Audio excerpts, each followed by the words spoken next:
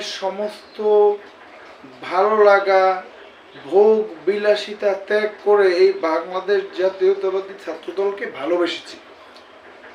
এইখানে ভালো লাগাটা অনেক বেশি কাজ করে, মানে এটা বোঝানো যাবে না। কারণ জীবনের ঝুঁকি নিয়ে বাংলাদেশ জাতীয়তাবাদী ছাত্রদল করেছি।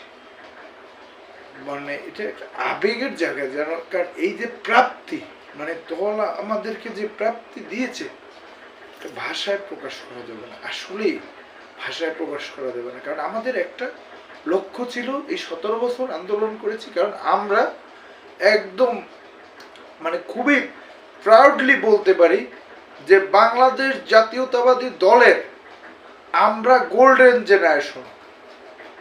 কেন এটা বলার কারণ হচ্ছে, সেই 111-এর সেই সেনা শাসনের সময় যখন আমরা রাজনীতিটা শুরু করেছি, যখন দেখেছি যে আমাদের বর্তমান এই যে বাংলাদেশের 16 কোটি মানুষের আশা আকাঙ্ক্ষার প্রতীক দেশনায়ক তারেক রহমান, তাকে যখন মানে আমি ব্যক্তিগতভাবে আমার রাজনীতিতে আমার ইন্সপিরেশন তখন থেকে শুরু হয়। আমি পারিবারিকভাবে বিএনপি পরিবারের সন্তান।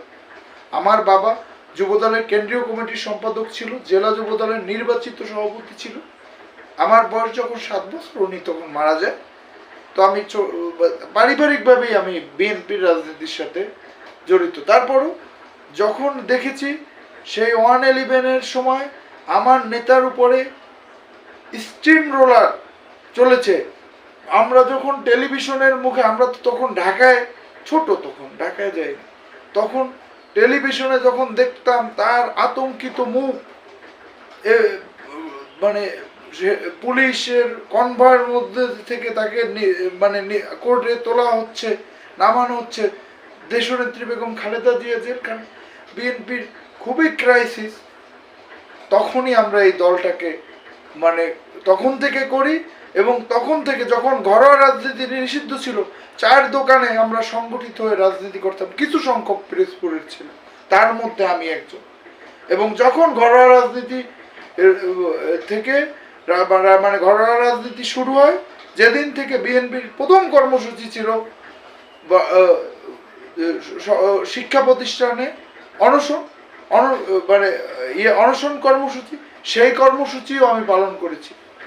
এবং তৎকালীন পিরোজপুর মানে তখন উনি সভাপতি ছিল না, পরবর্তীতে সভাপতি হয়েছে সাবেক সংসদ সদস্য বীর মুক্তিযোদ্ধা গাজী নুরুজ্জামান বাবুল, উনি আমাদেরকে অনশন ভাঙিয়েছে, সেটা আমার মনে আছে।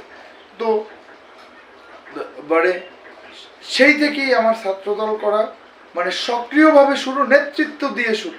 তারপরে বাংলাদেশ জাতীয় 2010 সালে বাংলাদেশ জাতীয়তাবাদী ছাত্রদল পিরোজপুর জেলা শাখার আহ্বায়ক কমিটির আমি সদস্য।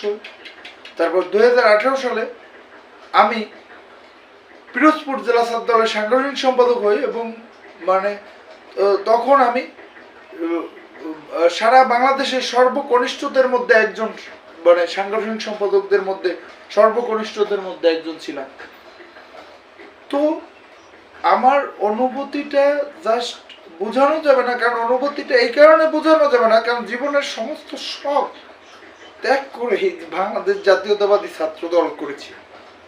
এবং সেইটার প্রতি 446 দিন বা একটু কম বেশি হতে পারে এরকম সময় জেল খেটেছি, অনেক নির্যাতনের শিকার। মানে আনন্দ, এই দল সর্বোচ্চ সম্মান দিয়েছে আমাকে, কারণ এটা অনেক আনন্দের।